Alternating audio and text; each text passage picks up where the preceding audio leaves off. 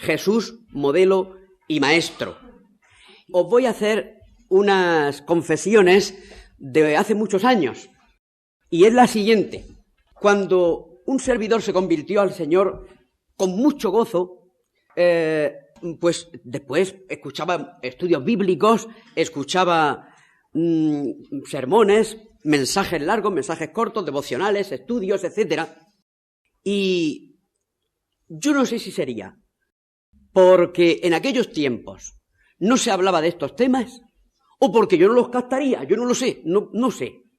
Pero la verdad es que un servidor, llegó a tener noticia de este tema tal como lo tenemos aquí, el Señor como modelo para seguir sus pisadas, esos énfasis, hasta bastante más tarde, un servidor no llegó a captar ese detalle.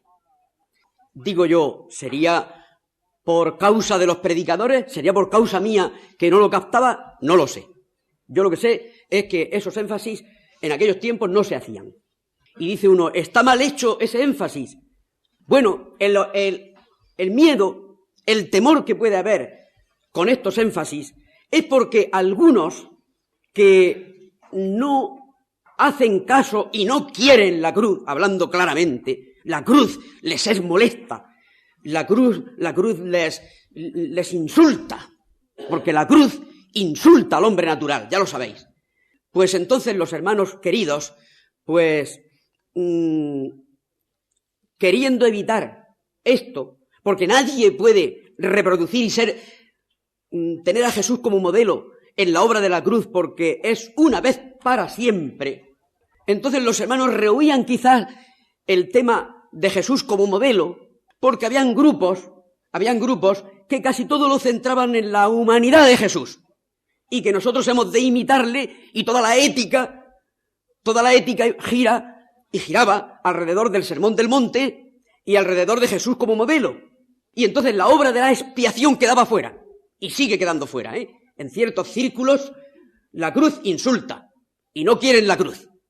Y entonces casi todo lo que hacen es el Señor como modelo y sus enseñanzas. Así que nosotros tendríamos esta mañana el riesgo, si le hubieran dado el tema a otro de esos sectores que yo estoy diciendo, tendríamos el riesgo de que no apareciera la cruz por ninguna parte y que lo único que tiene que hacer el cristiano pues es la ética, solo la ética.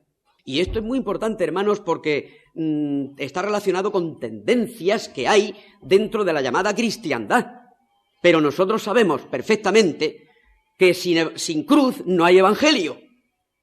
Y un evangelio sin cruz, que solo es ética, pues no es evangelio, sencillamente. Pero avisaros, por si algunos más jóvenes quizá no se han topado con esto todavía, que hay sectores que predican un evangelio sin cruz, solo ética. Y nosotros correríamos el riesgo esta mañana, con este tema, correríamos el riesgo de quitar la cruz y quedarnos con la ética, ¿verdad? Y eso es lo que no deberemos de hacer. Esto es un aviso y yo me pregunto si quizá los hermanos en la época en que un servidor se convirtió, pues rehuían el hacer tanto énfasis de Jesús como modelo para no caer en el peligro aquel de que estoy hablando yo ahora, ¿no? Y por eso es por lo que era necesario hacer esta advertencia y además biográficamente como lo puedo contar que me pasó biográficamente. Que yo no oí hablar de estos énfasis hasta, por lo menos, podría decir 10 años después de mi conversión, no sé exactamente los años. Así que por eso es por lo que me alegro que salga este tema y lo podamos situar en su auténtica dimensión, ¿verdad? Porque es necesario decir de antemano que somos llamados a aprender de él y a imitarle, dos verbos, a aprender de él mismo y a imitarle, tanto de sus enseñanzas como de su manera de conducirse. Pero cuidado con esa imitación de Jesús, que no nos lleve a decir algún disparate doctrinal, como por ejemplo la cuestión vicaria en la cruz. Y es necesario hacer constar cómo Hebreos, muy conocido por todos vosotros, pero que es necesario hacerlo constar en este tema, porque incluso queda grabado y quién sabe quién lo va a oír.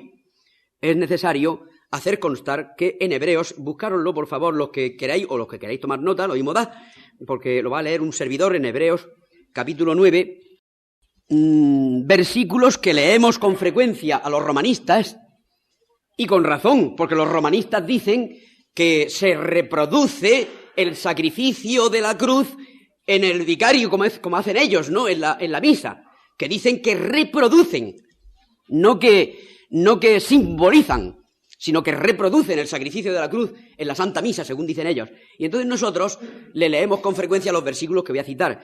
9:26, 10, capítulo 10, 10, 12, 14 y 18. O sea, capítulo 9, versículo 26.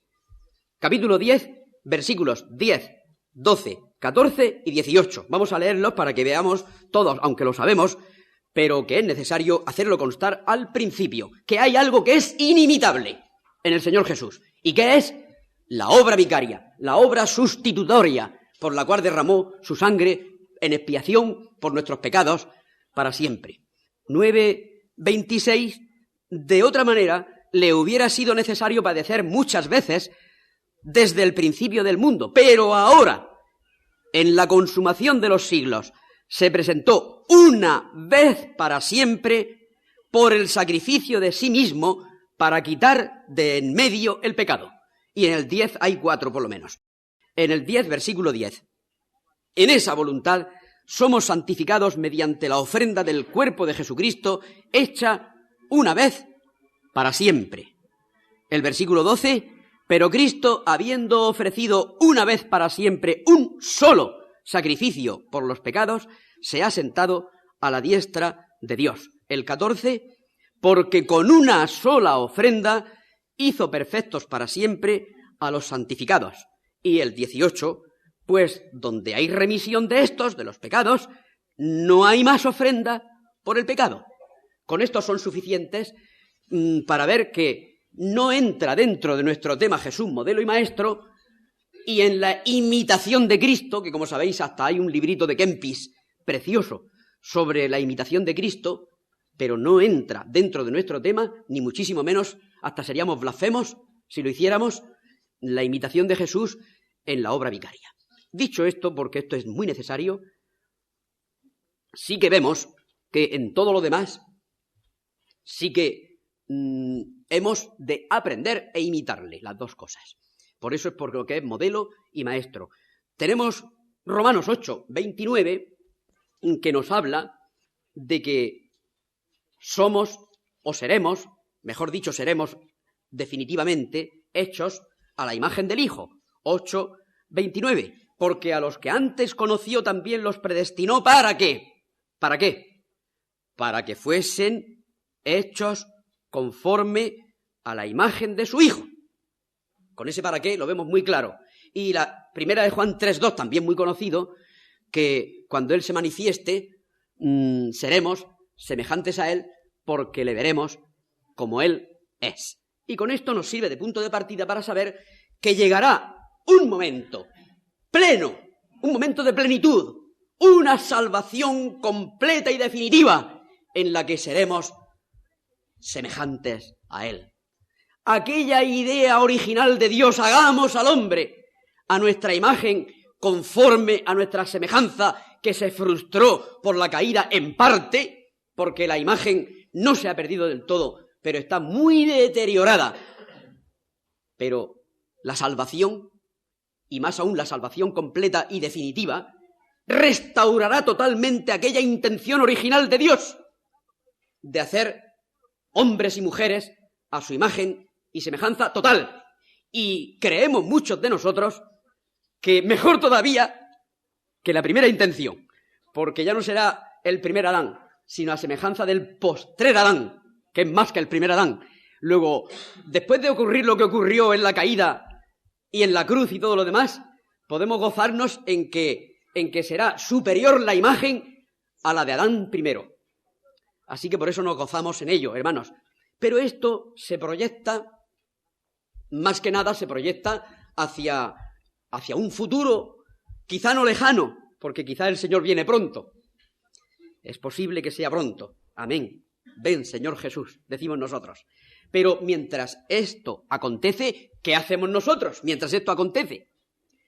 ¿Es que solo hemos de esperar a ese futuro cuando Él se manifieste, 1 Juan 3:2? Pues bien, sabemos que no, queridos hermanos.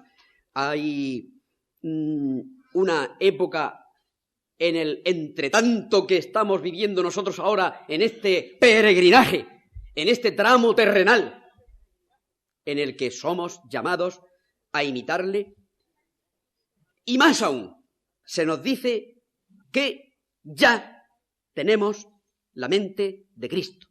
Hermanos, eso está en 1 Corintios 2:6. Voy a procurar dar todas las citas de los versículos que mencione, unas porque las tenga apuntadas, otras porque me acuerde.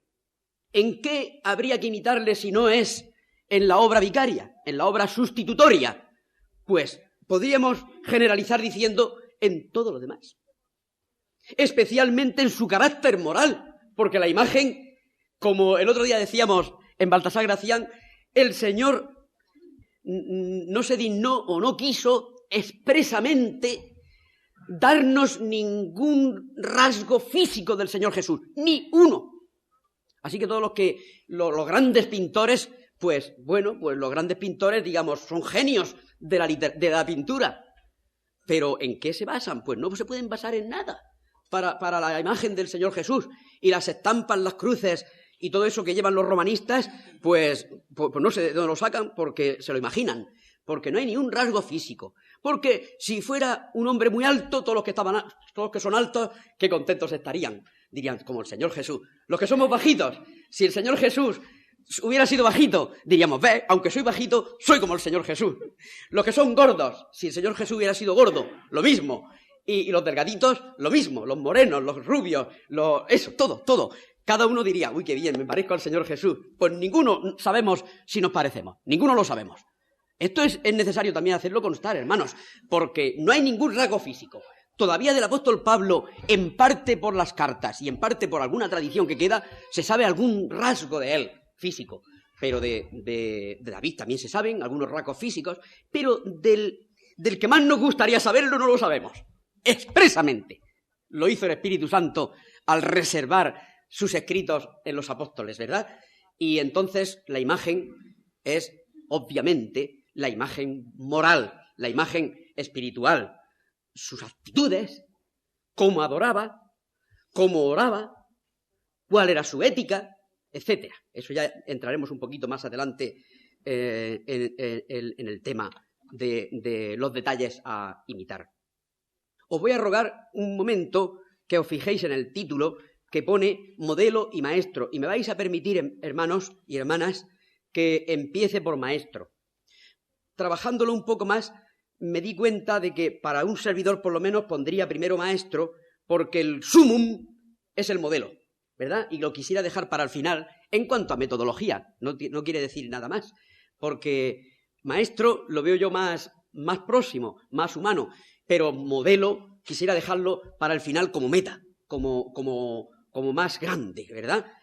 Así que vamos a empezar en este momento con la suprema pedagogía del maestro divino. ¿Tú quieres aprender? Pues pienso yo que a los efectos de nuestro aprendizaje, ¿de quién podemos aprender mejor que del Maestro Divino? El Verbo encarnado. ¿Quién va a producir mejor el fenómeno de la comunicación? ¿Qué tan importante es? ¿Quién va a producir mejor el fenómeno de la comunicación que el autor de nosotros y de la palabra misma? La palabra misma encarnada, el Verbo encarnado. ¿Quién va a comunicar mejor que él? Pues es obvio que la pregunta tiene su contestación en sí misma, ¿verdad? Pues, queridos hermanos, vamos a ver algunos versículos en acción, cuando el maestro está en acción como maestro. Y ya sabéis que empieza ya desde el principio de los evangelios. Vamos a circunscribirnos en esta ocasión a Mateo. Y Mateo 4:23 tenemos bastantes ejemplos del maestro enseñando. Mateo 4:23, ya desde el mismo comienzo, después de su triunfo en las tentaciones del desierto, cuando ya empieza su ministerio público de una forma ya efectiva, 4:23, Y recorrió Jesús toda Galilea, enseñando en las sinagogas de ellos y predicando. ¿Veis las dos facetas, hermanos? La proclamación del Evangelio del Reino y la enseñanza. Las dos facetas, por favor. Que nadie las distorsione y las enfrente, porque yo lo he oído, hermano, y estoy seguro que muchos de vosotros también, enfrentar predicación y enseñanza. Y eso es antibíblico, totalmente en contra de la palabra de Dios. Enseñando en las sinagogas de ellos y proclamando o predicando el Evangelio del Reino y sanando toda enfermedad y toda dolencia en el pueblo. Esto de sanar toda enfermedad y toda dolencia en el pueblo requeriría también su tiempo, pero nos tenemos que circunscribir a la enseñanza, ya que esto de la sanidad que efectuaba el maestro es porque el rey del reino estaba presente, y si el rey del reino estaba presente no podía haber distorsiones en la salud de los súbditos. Pero esto es otro tema y no lo vamos a desarrollar porque nos dedicamos a la enseñanza. Mateo también, 5:2. Veis que el gran sermón del monte, ¿cómo empieza? Y abriendo su boca, les enseñaba, diciendo. Daos cuenta que los que vinieron a él, versículo 1 final, fueron sus discípulos.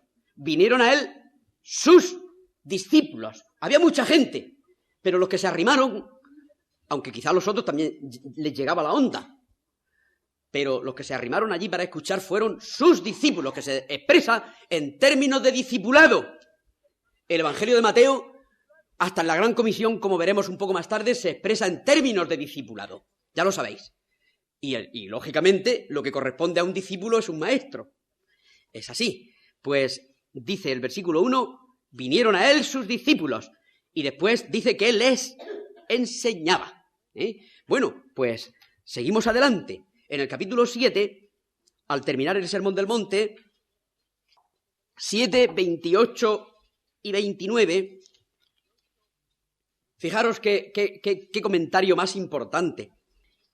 Y cuando terminó Jesús estas palabras, la gente se admiraba de su doctrina, porque les enseñaba como quien tiene autoridad, y no como los escribas. Supongo que muchísimos de vosotros sabéis por qué se dice esto, pero aclararemos un poquito para los más jóvenes o más nuevos. La gente se admiraba de su doctrina porque estaban acostumbrados a escuchar a los escribas, generalmente los escribas de los fariseos. Y esta gente nunca hablaban con una autoridad propia basada en la mismísima palabra original de Dios, sino que a lo mejor hablaban el comentario de 5 o 6 rabinos consecutivos que habían comentado distinto o determinado versículo. Pues dice el rabino fulano que el versículo tal del Deuteronomio significa esto, esto y esto.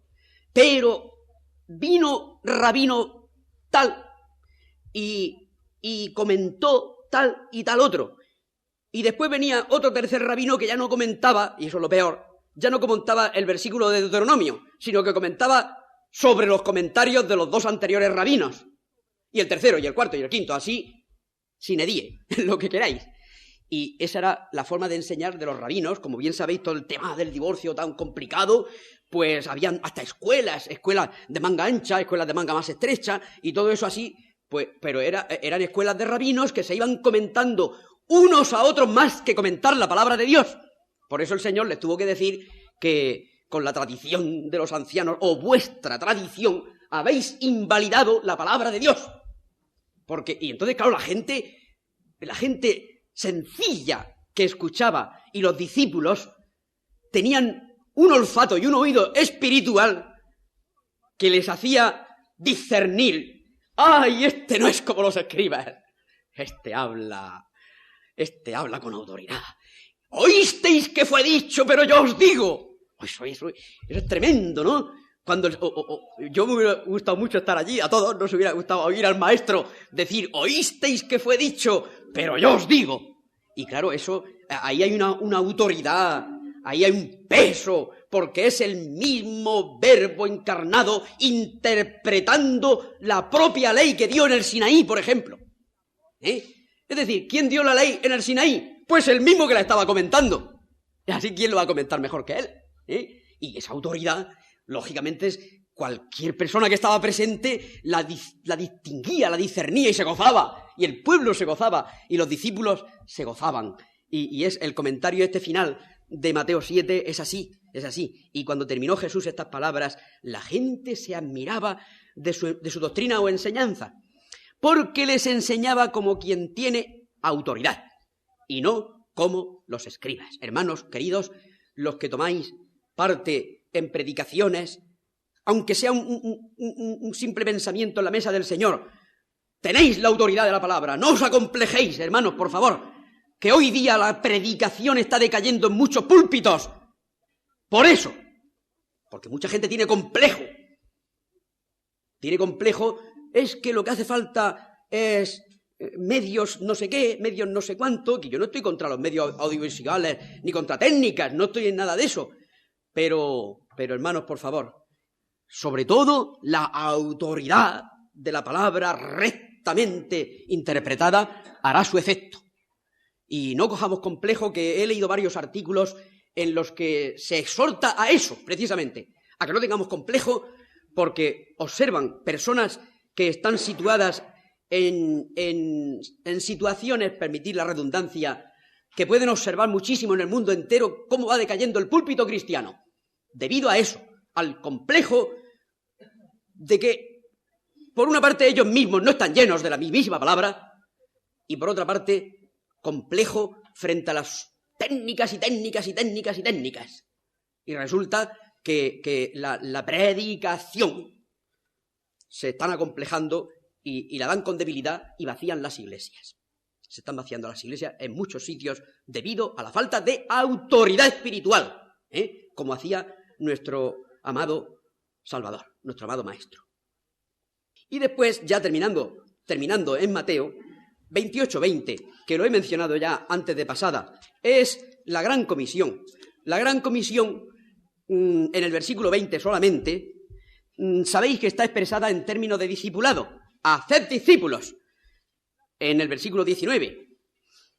Pero es que después de enfatizar que tenemos que hacer discípulos, dice al principio del 20, enseñándoles que guarden todas las cosas que os he mandado, y para darnos poder y darnos fuerza, que no seamos cobardes. Y he aquí, yo estoy con vosotros todos los días hasta el fin del mundo, porque toda potestad me ha sido dada en el cielo y en la tierra. Así que la Gran Comisión, si le quitamos la enseñanza o le quitamos el bautismo, la mutilamos.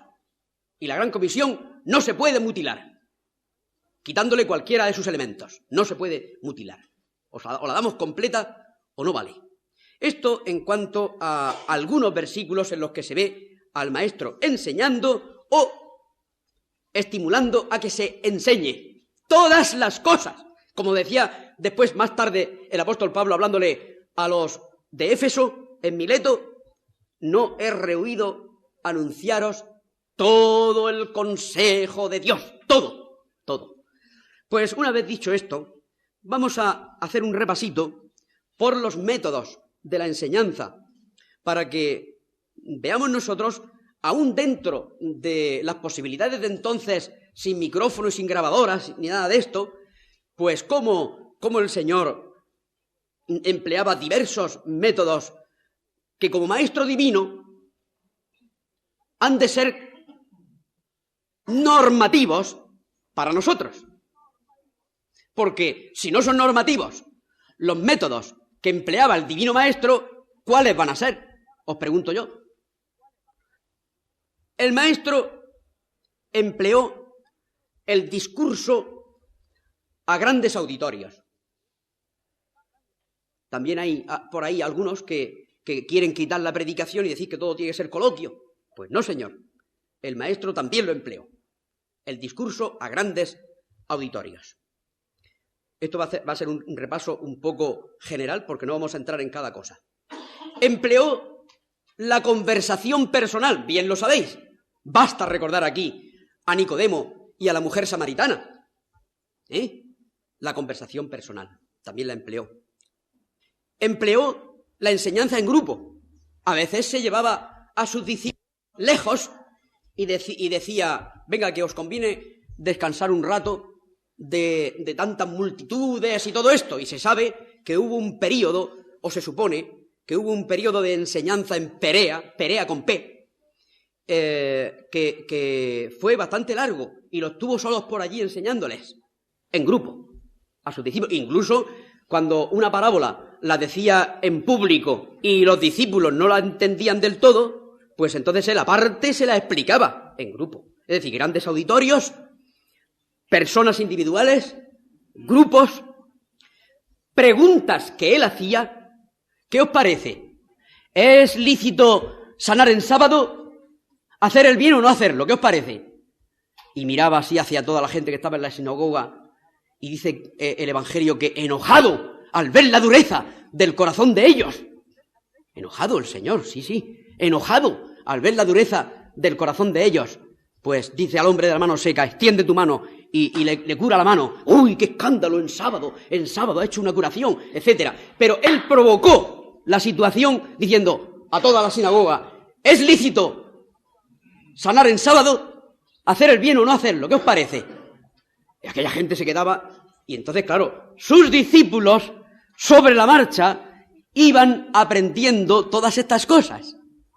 Me acuerdo, bueno, de esto hace lo menos 23 años, o 24, que estábamos recién casados Puri y yo, y fuimos a Águilas, a un campamento de matrimonios, que fue precioso, pues no teníamos niños ni nada allí. Y bueno, los que tenían niños se lo habían dejado. Y el que daba las clases era Eric Bermejo. Y nos dio una serie sobre los discípulos en la escuela del maestro basada en Marcos, que yo no la he vuelto a olvidar.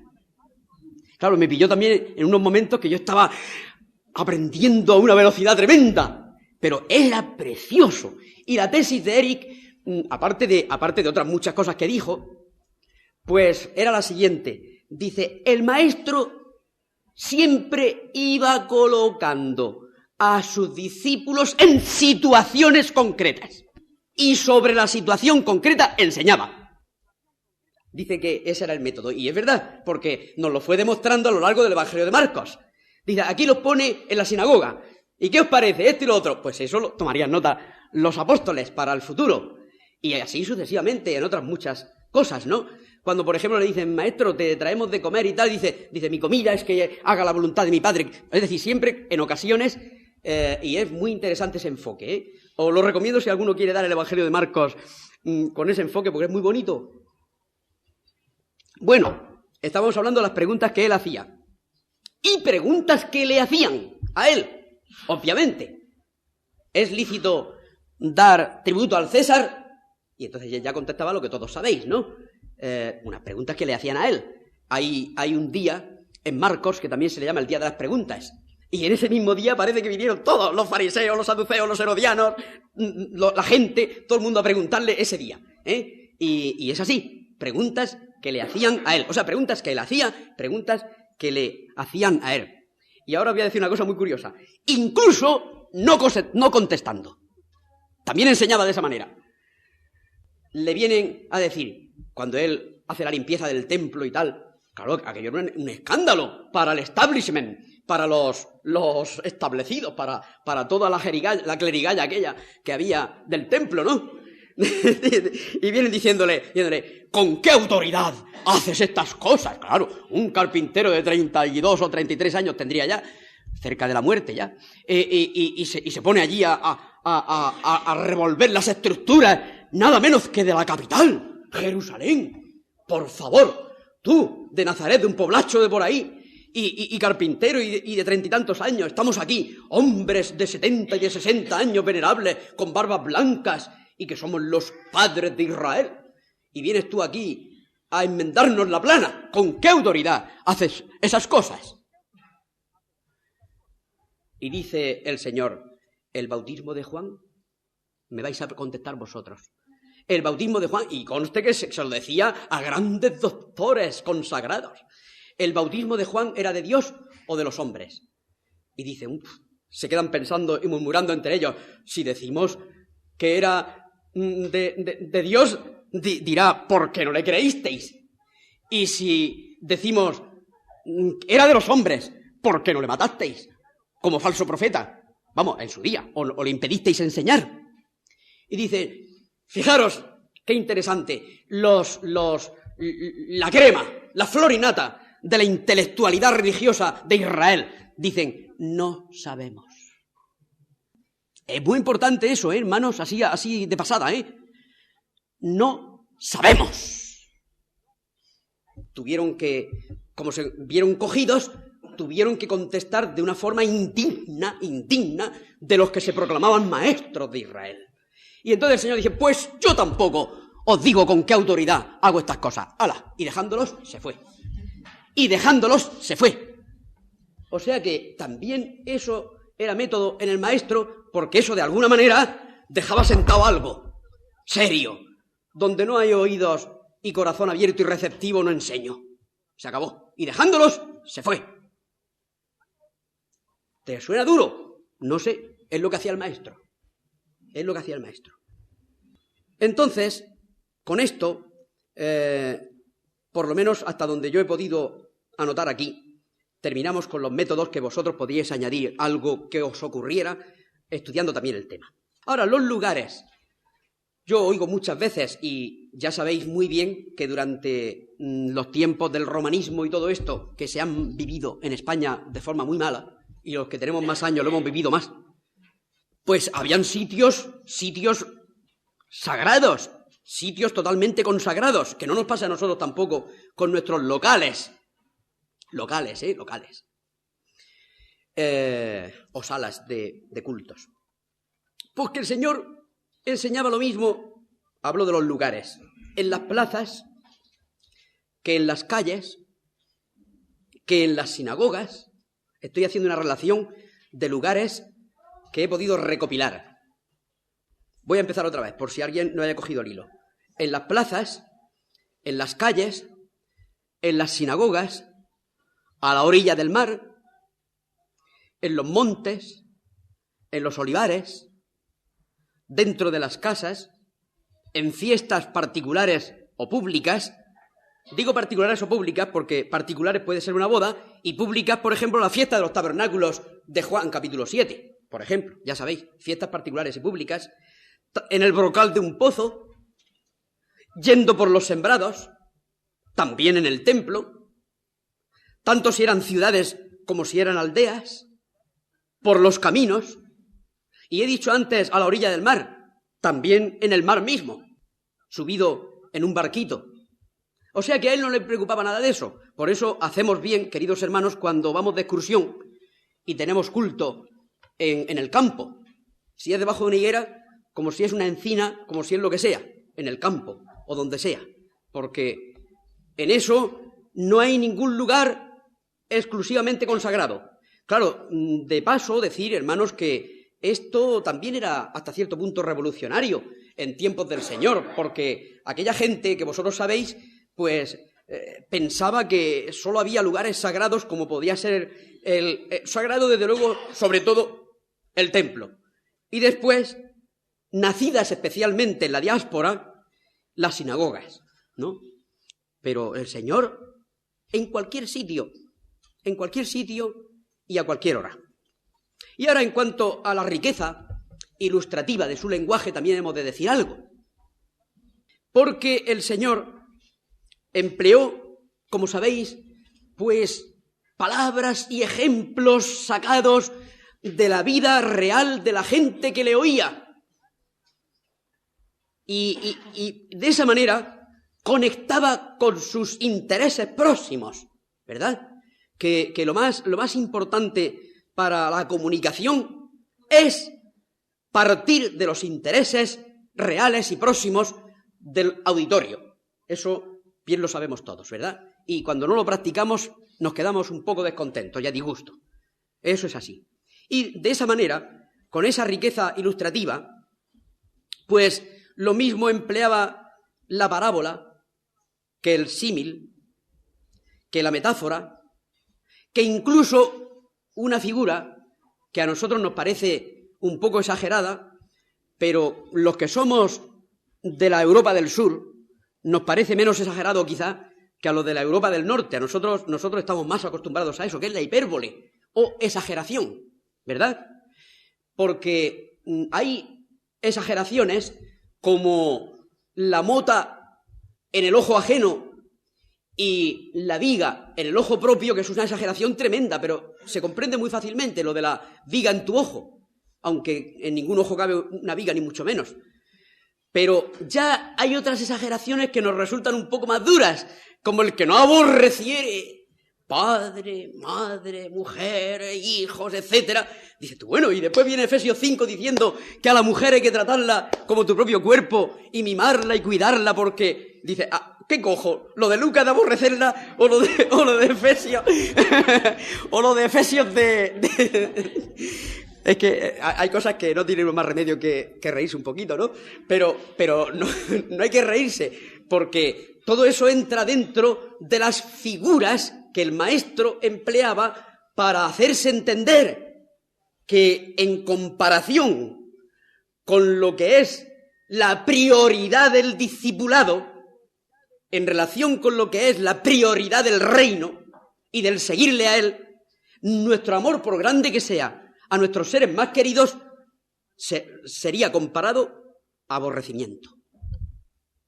Y desde luego a algunos oídos choca, eso, que no he venido a traer paz, sino a meter espada, porque a partir de ahora la suegra contra la nuera, la hija contra la madre, el hermano, pues todo eso hay que entenderlo dentro de los golpes de efecto que da la exageración, para que después se matice en su debido lugar, pero de momento te ha dado una sacudida. Así que todo esto eran métodos verbales del maestro y algunos más que vosotros podríais citar. Estos son solo a guisa de ejemplo y sin intención de agotar el tema, ¿verdad? Esto es el Señor Jesús como maestro divino y para nosotros verdaderamente ejemplar, normativo y que deberíamos de aprender en los evangelios, como por ejemplo en los hechos también, los discursos de los apóstoles, cuáles eran las cosas que ellos enfatizaban, cuáles eran sus métodos, en qué lugares, qué palabras, etcétera, etcétera, hermanos. Y ahora vamos a pasar, vamos a hacer una pequeña transición al tema modelo. Ya empieza el tema modelo, pero vamos a empezarla con un poquito de transición y vais a ver por qué. Porque hay versículos que casi se podrían considerar que abarcan las dos cosas, maestro y modelo, ¿verdad? Y eso... por lo menos 2 o 3 vamos a dar, en los que se le ve como maestro y modelo al mismo tiempo y podríamos considerarlos como de transición. El primero que citaría yo, porque reúne ambas facetas, es Mateo 11:29, que ya sabéis que ahí donde él habla del yugo y habla de aprended de mí y habla de venid a mí todos los que estáis trabajados y cargados, pero el versículo que nos interesa a los efectos de nuestro tema en esta mañana es 11:29. Dice, llevad mi yugo sobre vosotros y aprended de mí. Aquí como está el maestro, el Señor, como maestro o como modelo. Yo creo que son las dos cosas, en este caso, ¿verdad? Aunque parece que predomina un poquito más el modelo. Como modelo predomina un poco más. Pero como aparece la palabra aprended, pues parece que también influye el tema maestro. Por lo menos es un versículo que abarca las dos cosas, me parece. Aprended de mí, que soy manso y humilde de corazón, y hallaréis descanso para vuestras almas. Este versículo podemos incluirle al principio de modelo, pero conectando también con la enseñanza. Después veremos cómo se unen ambas cosas, un poquito más adelante. Otro, por ejemplo, que también es modelo y maestro. Juan 13, aquel grandioso pasaje de cuando le lava los pies a los discípulos. Juan 13. Vamos a leer solo del 13 al 17. Vosotros me llamáis maestro y señor. ¿Veis aquí dos facetas? Maestro y señor. Y decís bien, porque lo soy. Él no se apea de que realmente le corresponde esos títulos y esa dignidad. Ahora lo aplica. Pues si yo, el Señor y el Maestro, he lavado vuestros pies, vosotros también debéis lavaros los pies los unos a los otros, porque ejemplo os he dado, para que como yo os he hecho, vosotros también hagáis. De cierto os digo, el siervo no es mayor que su señor, ni el enviado es mayor que el que le envió. Si sabéis estas cosas, bienaventurados seréis si las hiciereis. Y aquí el maestro se está presentando como maestro, enseñanza, pero también como la enseñanza visual es puesta en práctica por él, también es modelo. Así que estos versículos los podemos considerar de transición entre los dos temas de maestro y modelo, o aglutinadores de ambos, como queráis aplicarlo. Vamos a hablar un poquito, antes de seguir adelante, de lo que es ser alumno moderno y lo que es ser discípulo antiguo.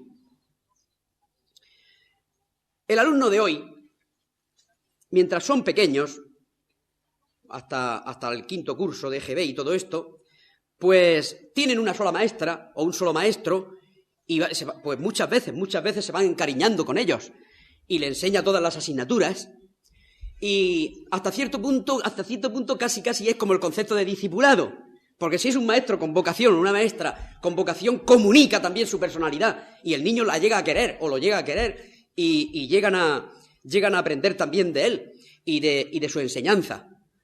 Pero cuando ya van más adelante las criaturas y ya los tenemos jovencitos y jóvenes, pues ya el uno les da química, el otro le da inglés, el otro le da historia, el otro le da filosofía, y así sucesivamente. Y le ven un ratito y fuera, una, 2 veces por semana. Eso sí que es más alumno. Alumno en el sentido que se entiende hoy. De ese maestro o de ese profesor, como se quiera decir, pues captan mucho menos de su ser y de su persona.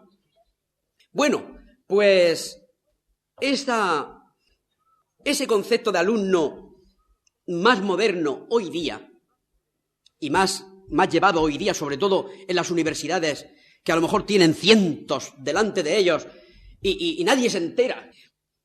Bueno, pues el discípulo en los tiempos del Señor era muy diferente.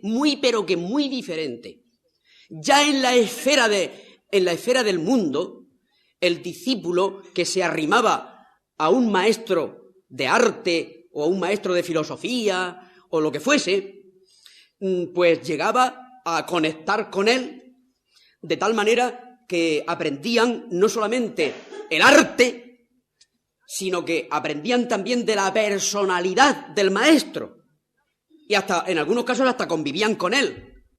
Todo lo que le había enseñado en 3 años o 3 y medio, ese cursillo de 40 días entre su resurrección y ascensión, que ese a veces se nos olvida. Tremendo.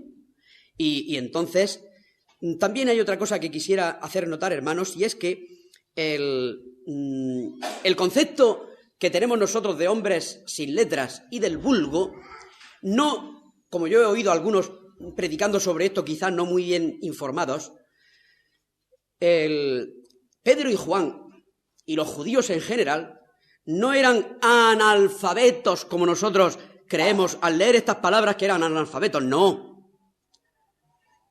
Los judíos normalmente no eran analfabetos, como los demás pueblos de la tierra, la mayoría de ellos, porque acudían a la sinagoga de pequeñitos y aprendían a leer en la ley por los rabinos. El que hacía de rabino, generalmente en la sinagoga, también enseñaba a los niños durante el día.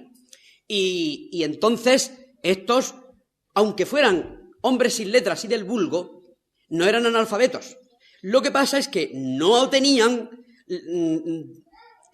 como si dijéramos hoy día, graduación de las escuelas superiores de los rabinos como Gamaliel, que Pablo sí, Pablo había estudiado con Gamaliel, pero estos no, estos eran sin letras y del vulgo en el sentido que podemos llamar más avanzado del estudio, pero no que fueran totalmente analfabetos ni mucho menos, y conocían también la palabra en parte, que se leía todos los sábados en la sinagoga y a veces se comentaba bien, otras veces mal, pero conocían la palabra y no eran analfabetos. Pero de todas formas, era sumamente admirable para las gentes que les escuchaban, que se maravillaban. Si la palabra aquí lo dice, no hace falta darle más vueltas, dice, se maravillaban, pero enseguida relacionaban, claro, sí que estos han pasado 3 años y pico con el maestro, unos le reconocerían como el maestro divino y otros no, como Nicodemo, que sabemos que eres venido de Dios por maestro, pero otros no, pues sencillamente el maestro de Nazaret, pero que habían estado con él, eso desde luego. Y estado con él nos enseña a nosotros el concepto de discipulado de entonces. Estado con él, no solo escuchándole, sino en todo, en todo. Vimos su gloria, gloria como la del unigénito del Padre, lleno de gracia y de verdad, que distinguieron los discípulos perfectamente. En Juan 6, ahora vamos a otra faceta que podíamos decir lo que es solo el verbalismo y lo que es la visualidad en la persona del Señor. Primero, 14:9. 14:9, ya digo que son versículos todos muy conocidos, pero todos concurrentes a este tema. Dice así, Jesús le dijo a Felipe, ¿tanto tiempo hace que estoy con vosotros y no me has conocido, Felipe? El que me ha visto al Padre. ¿Cómo pues dices tú, muéstranos al Padre? El que me ha visto en todo su desarrollo y en toda su manera de actuar y de decir, que me ha visto. Y por eso es por lo que un poquito más arriba, en el versículo 6, ya no es que él enseña la verdad, sino que él es la verdad, como enfatizamos tantas veces cuando predicamos el Evangelio. En 14:6, Jesús le dijo, yo soy, no, yo os enseño. Cuidado, no dice yo os enseño el camino, la verdad y la vida. Yo soy.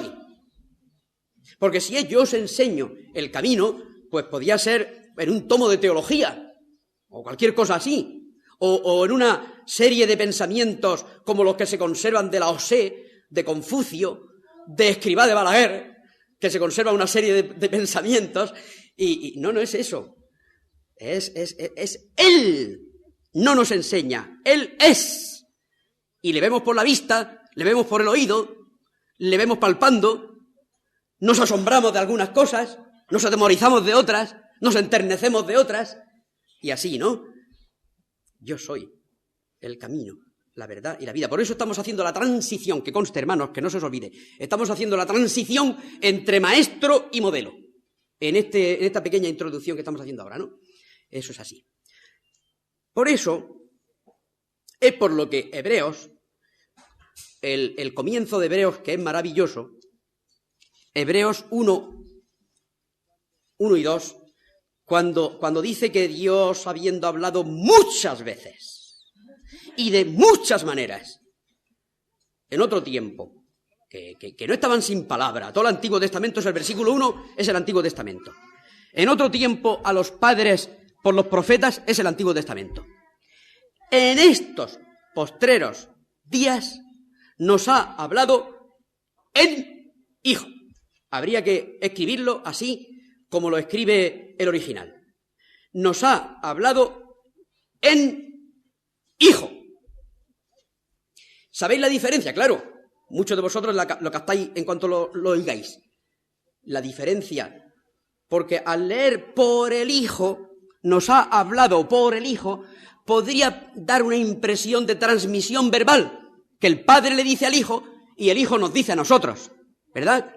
No, pero si tú lees como en el original, esto lo dicen todos los buenos comentaristas, lo podéis leer cualquiera, no es ninguna originalidad de un servidor, nos ha hablado en Hijo, quiere decir que la presencia del Hijo, todo lo que Él pone en práctica frente a nosotros, todo nos habla, nos enseña, nos es modelo a nosotros. Porque el Señor, cuando estaba reprendiendo, era Dios el que reprendía, el Padre. Cuando estaba perdonando, era Dios el que perdonaba. Cuando se llenaba de ira santa, era Dios, era la ira de Dios la que se manifestaba allí. Cuando lloraba, podemos trasladarnos a Efesios, cuando dice que contristamos al Espíritu Santo. Y Isaías también lo dice, mas ellos contristaron su Santo Espíritu. ¿Recordáis, verdad? Isaías. Pues el Señor también, el Señor Jesús transmitía al Padre, y lloraba el Señor Jesús, lloraba el Padre y el Espíritu Santo, lloraban.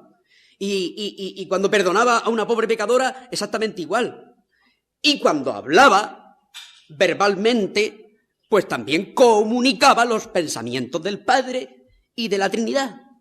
Así que por eso es por lo que es tan importante el ver al Señor y la forma que tiene la primera de Juan de expresarse al principio de la primera de Juan, lo que vieron nuestros ojos, lo que oyeron nuestros oídos, lo que palparon nuestras manos tocante al verbo de vida. Luego hay una serie de sentidos, tanto físicos como espirituales, que se ponen en marcha en la presencia del Señor Jesús.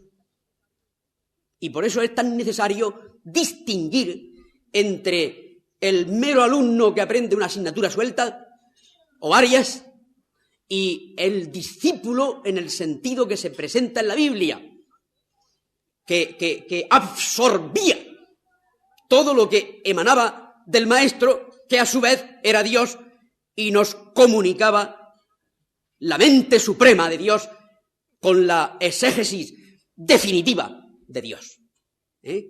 Así también se ha dicho que Cristo es la exégesis definitiva. Por eso no admitimos nosotros eso de que el Señor me ha dicho y que te diga una cosa que es diferente de la Escritura. Porque Cristo es la palabra última de Dios. Y si no, ahí está Hebreos 1 y 2. Es la palabra última de Dios. Ahora, para nosotros hoy, el Señor como Maestro, hay un hecho que ya es una realidad en nosotros. Antes de que se nos exhorte, cuidado, vamos a distinguir ahora entre el hecho y la exhortación. Porque después veremos muchos versículos en los que se nos dice que seamos imitadores, etcétera, y ya lo leeremos. Pero hay un hecho, y un hecho que nos asombra. Y dice, ¿pero quién, yo? ¿Y te crees verdaderamente incapaz o te crees tan insignificante, verdad? Y eso es lo que está en Primera de Corintios 2:16, que todos recordaréis enseguida, ¿no? Eso de que nosotros tenemos la mente de Cristo. El final de Primera de Corintios 2:16. Porque lo dice de una forma tan contundente y tan acabada y tan rotunda. Y además los corintios, que también eran buenas piezas. Primera de Corintios 2:16 al final. Mas nosotros tenemos la mente de Cristo. Y lo primero que se os ocurrirá, como a mí, ¿quién, yo?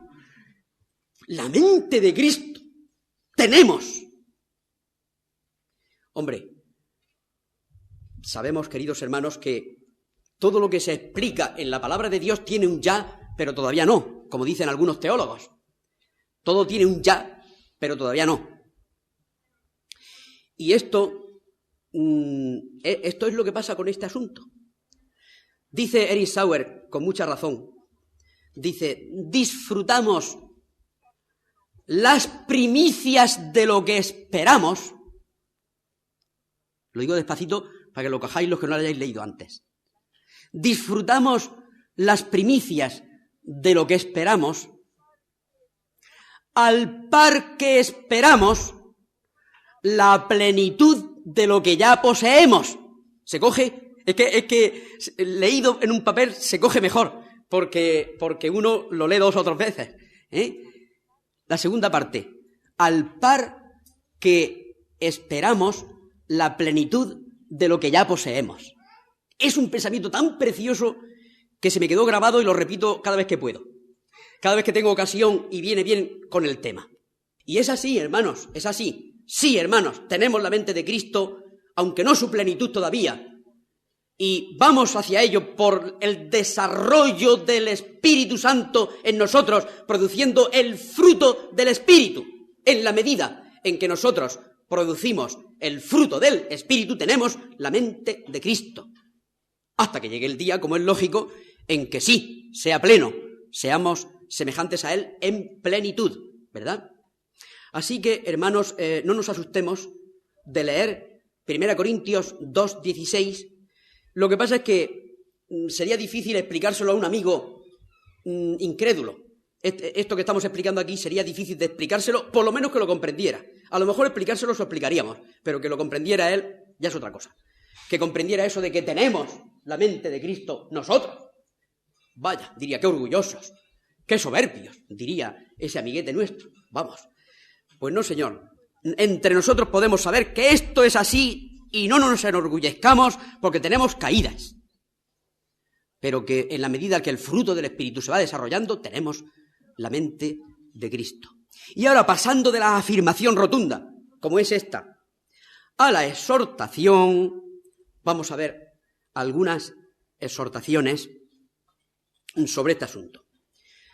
Vamos a empezar por Efesios 5, y vosotros diréis, los que lo sabéis de memoria diréis, pero ahí está hablando de Dios, pues Dios es Cristo, y el segundo versículo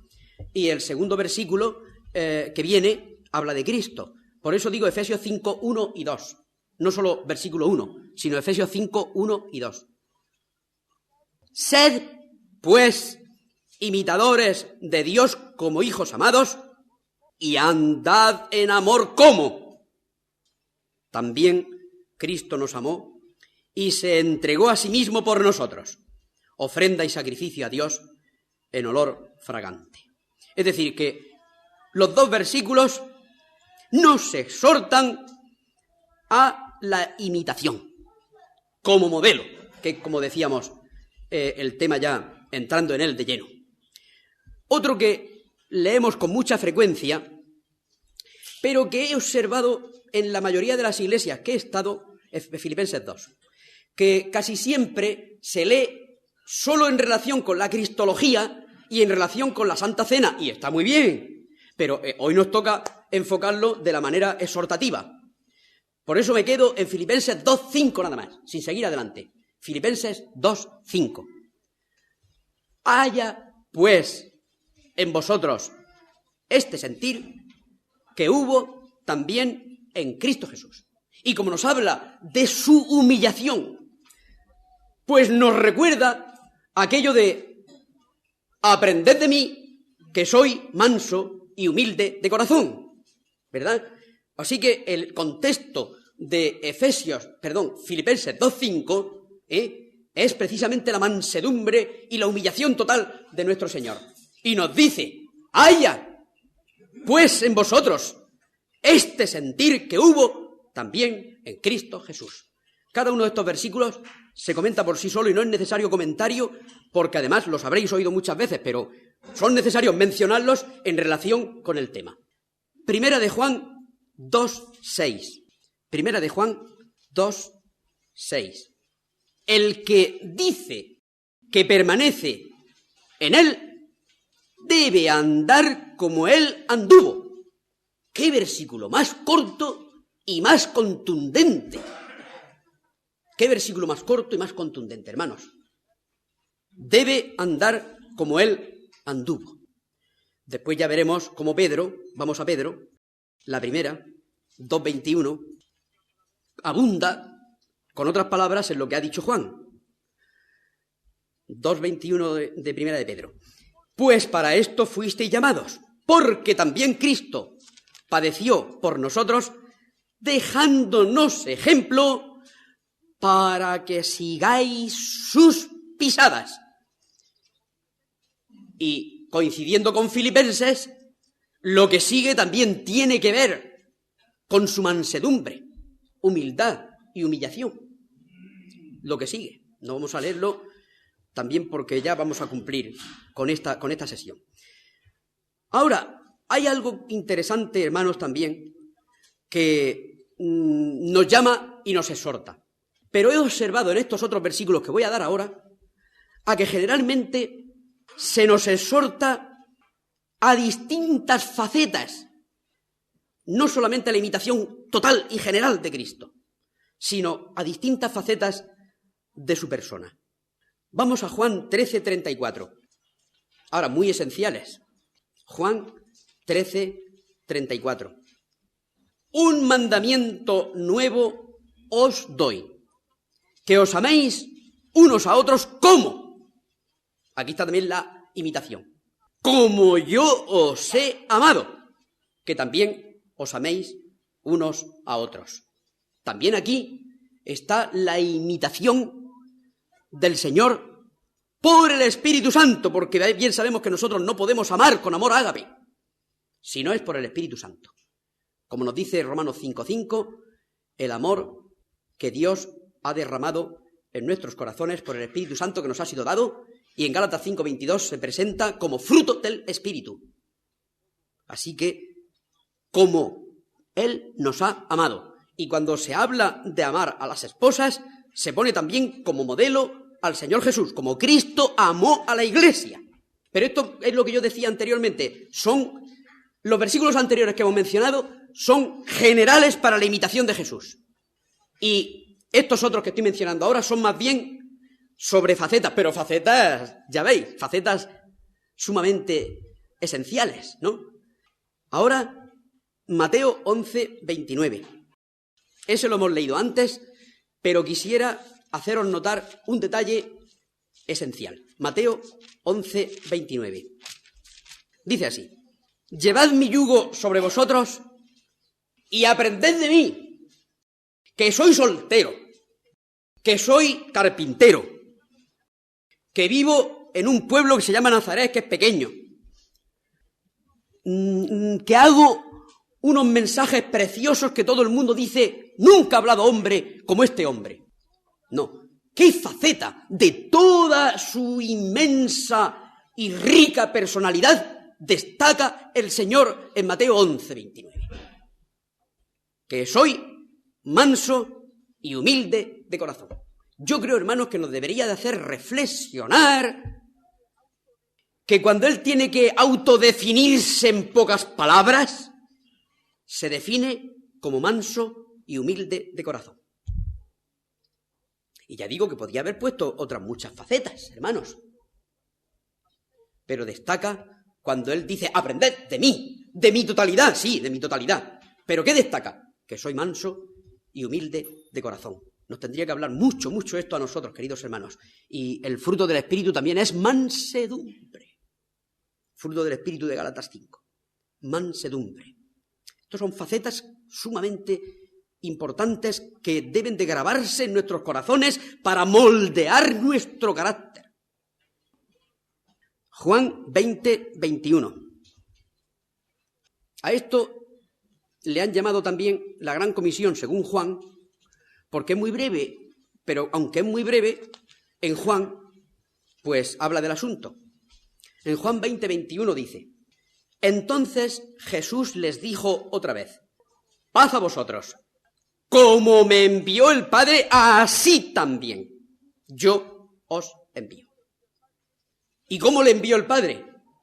Pues encarnándose, asumiendo esta pobre carne y sangre y huesos nuestros, nuestras pruebas, nuestras dificultades, nuestra sed, nuestro cansancio, como nos dice Hebreos extensamente, y haciéndonos judíos a los judíos y gentiles a los gentiles, como el apóstol Pablo, que lo entendió muy bien. El apóstol Pablo entendió muy bien lo que había querido decir el Señor, porque también encarnó el mensaje.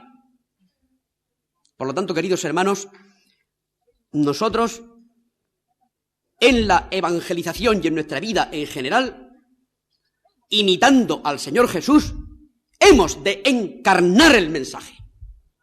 Como me envió a mí el Padre, así yo os envío a vosotros. Encarnando el mensaje. ¿Comprendemos?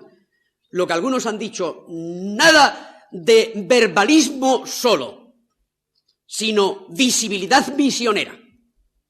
O sea, que solo verbalismo sin visibilidad misionera sería cojo. Como el Padre me envió, así yo os envío a vosotros. Encarnad, pues, el mensaje. Muchos profetas de la antigüedad lo hicieron también. Primera de Juan 3:16. Ya vamos terminando. Primera de Juan 3:16. Esto también es una faceta, pero muy importante. En esto hemos conocido el amor, en que Él puso su vida por nosotros. También nosotros debemos poner nuestras vidas por los hermanos. Y ahora enseguida os surge en la mente, anda, pues esto parece una contradicción con lo que decíamos al comienzo de la meditación. Porque hemos dicho que la cruz es lo único que nosotros no podemos imitar. Pero lo que no podemos imitar nosotros, hermanos, es las facetas vicarias o sustitutorias de la cruz, creyendo que si nosotros morimos por el Evangelio, salvamos a nadie en el sentido eterno del término. Pero aquí sí que nos está hablando que debemos llegar hasta dar la vida por los hermanos, pero no en la faceta que decíamos de por un solo sacrificio hizo perfectos para siempre a los santificados. No es contradicción. Y cuando nos preguntan, por ejemplo, los testigos de Jehová, y si discuten que si la sangre, que si donar sangre, pues si tenemos que dar la vida por los hermanos, no vamos a darle la sangre. La vida en la sangre está, dice Levítico.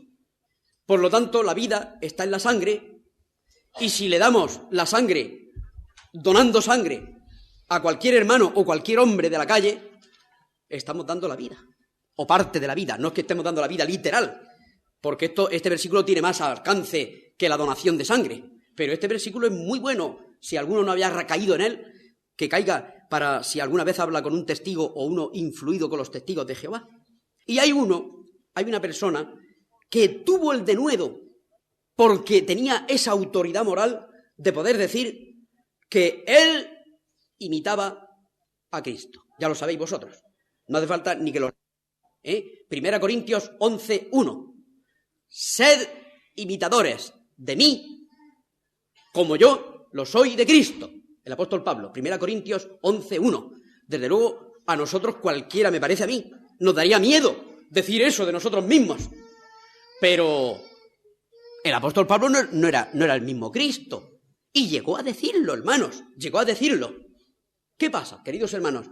Es que nosotros no deberíamos, si alguno de los que estamos aquí fuera capaz de decir esas palabras, yo no me asustaría.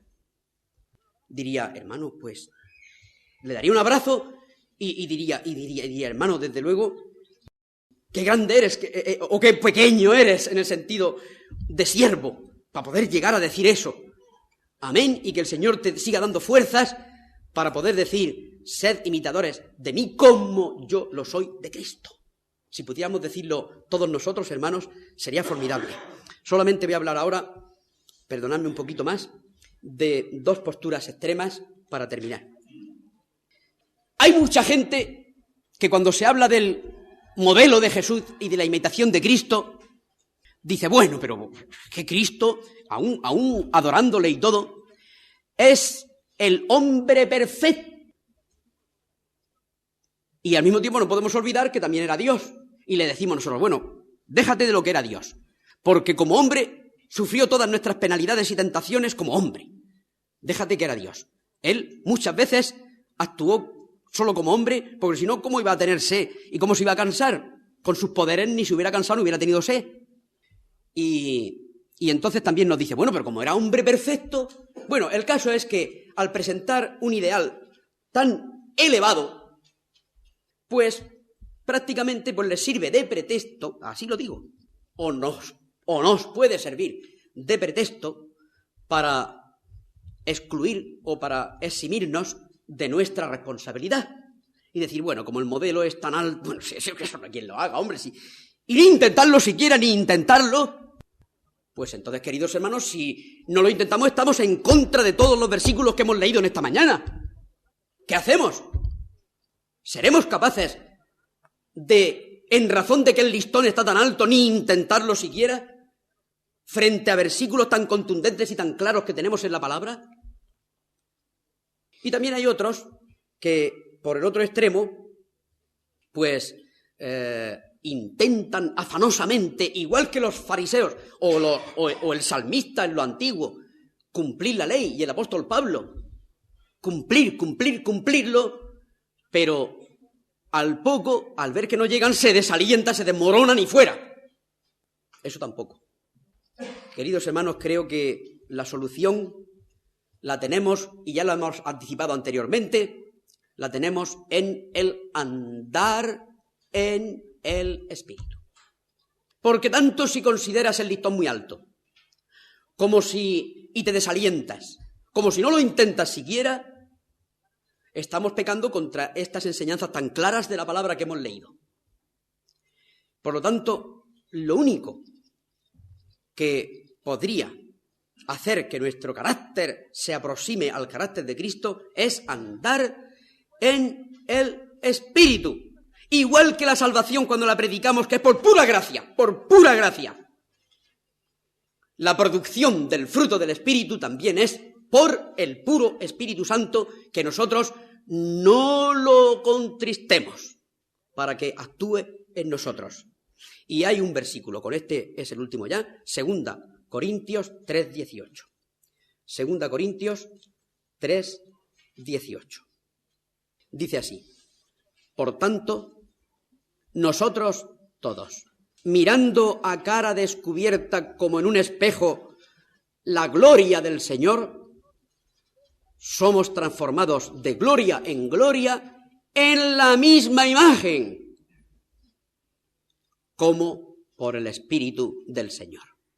¿Veis, hermanos, cómo es posible? El apóstol no dice podríamos ser, no, dice somos transformados de gloria en gloria en la misma imagen, como por el Espíritu del Señor. Pues que Él haga, queridos hermanos, que todos nosotros hagamos la resolución de andar en el Espíritu y leer mucho acerca del carácter del Señor Jesús, para que mirando a cara descubierta, mirándole a Él, mirando una cosa, llegas a imitarla, hasta los gestos, mirándolos mucho, mirando, puestos los ojos en Jesús, llegamos nosotros a la imitación, pero por el Espíritu del Señor, y no en el poder de la carne. Que Él haga que esto sea una realidad, y no solo una utopía o una meta inalcanzable en nosotros. Amén.